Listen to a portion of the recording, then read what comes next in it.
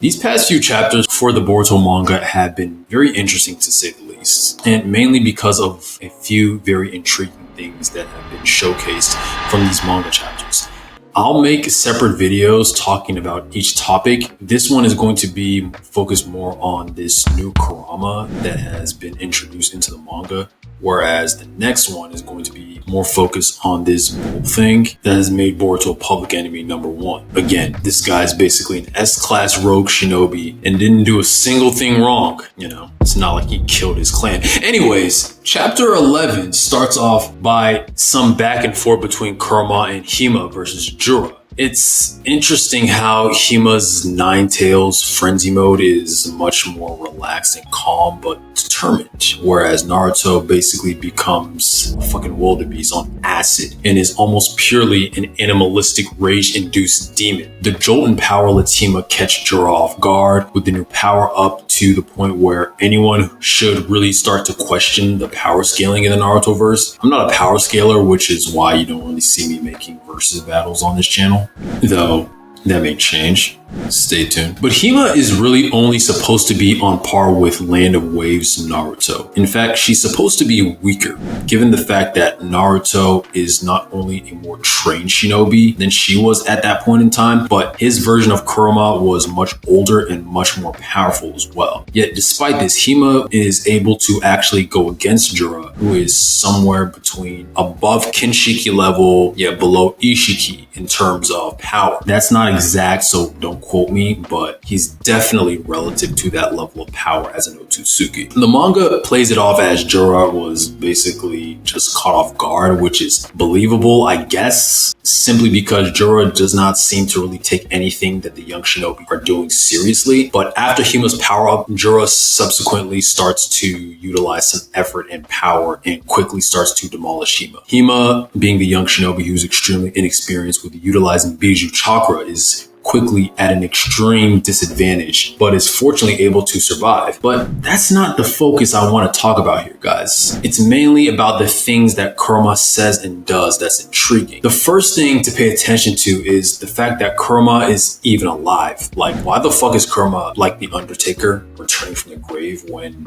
back during chapter 55, he literally says verbatim, Mariamo's price is my life, not yours, Naruto. Yet here in chapter 10 of Two Blue Vortex, Kurama now says death is not eternal for us Biju. Even if our flesh or soul perishes over time, a kernel of us will sprout over time and manage to return to life. And the problem about this is two different things. The first problem with Kurama saying this and completely contradicting himself is that it makes Kurama either a complete liar or incompetent. And this type of lying is different from how he lied to Naruto during the verses against Ishiki, because he knew that Baryon mode was the only way to have a chance to win versus Ishiki. So he had to utilize some type of way to make sure that Naruto is convinced to utilize the mode. This type of lying that we see here in Two Blue Vortex is just stupid, like blatantly stupid. But again, we don't know if Kurama lied or if he just doesn't know what the fuck he's talking about. If he's lying, then the question is, well, why? Why would he just lie to Naruto about dying when he knew his spirit will just return again? Now, granted, it's been known that Biju don't usually ever die because Bijus are an amalgamation of pure chakra. If that chakra were to ever completely dissipate, it would simply just congregate back together at another place. The difference is that Kurama's chakra did not dissipate like any normal tailed beast, and that's because of Baryon mode.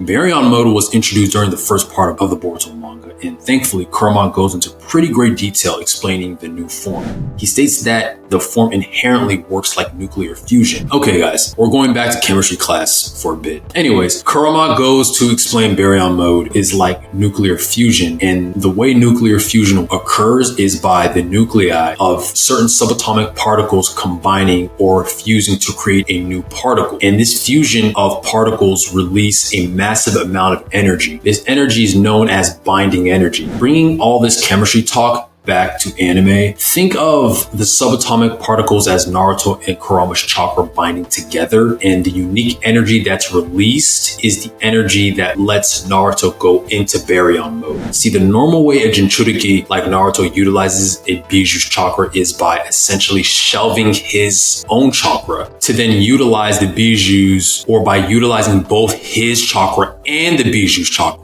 However, baryon mode differs by having the chakra literally fuse together, which in turn creates a new type of chakra that's extremely powerful but very limited, and the cost is great. How this relates all back to Hima is that Kurama explained that the utilization of baryon mode destroys the chakra that was utilized to make it. Because the nuclear fusion creates a powerful new type of chakra but destroys the chakra that was utilized to make the new version, in that case, that would have been his chakra and Naruto's chakra. But Kurama lied to Naruto because it was only his chakra that was getting extinguished, but there was not really an explanation to that, and scientifically that doesn't really make any sense. If anything, the fact that Kurama probably has more sheer chakra than Naruto would mean that his chakra should have been left over and Naruto's chakra should have been the one to have been extinguished. Now, granted, you can make the argument that Naruto, who has a ridiculous amount of chakra himself, over time was able to increase his own chakra reserves as he gets older, to the point where his chakra reserves now exceeded that of Kurama's, and now his chakra was able to outlast the effects of baryon mode, while Kurama's chakra was the one that got extinguished. But at the end of the day, we're talking about anime, and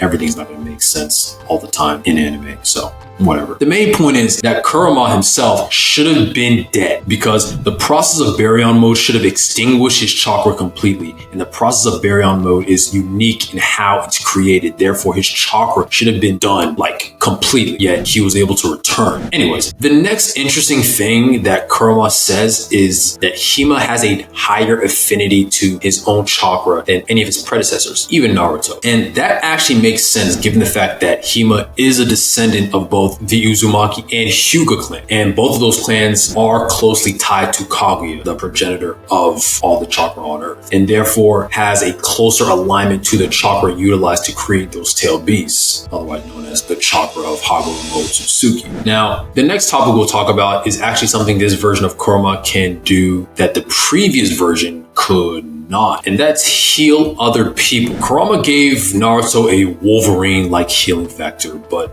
that was just for Naruto. But this version can actually not only heal the Jinchuriki, but heal other people as well. Evidenced by old Blondie Inojin, who dies in one chapter, but just like a Marvel comic book, turns back to life shortly after.